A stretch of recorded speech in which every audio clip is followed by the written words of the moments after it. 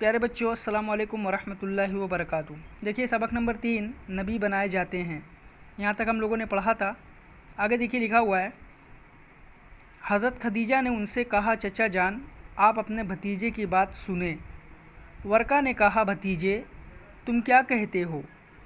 آپ پر جو کچھ بیتی تھی سب آپ نے بیان کر دیا۔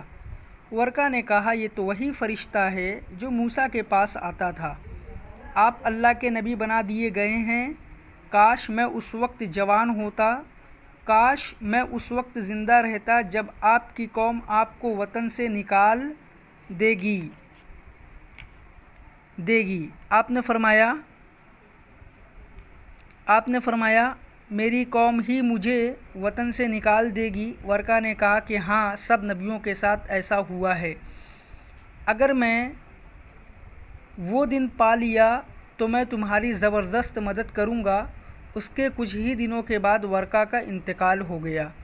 ان آیات کے نزول کے بعد آپ اللہ کے نبی بنا دیے گئے۔ کون سی آیات؟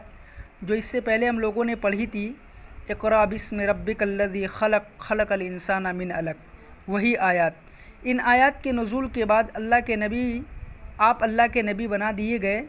اس کے پہلے آپ نیک خواب دیکھنے لگے تھے اور جیسا دیکھتے ویسا ہی پیش آتا۔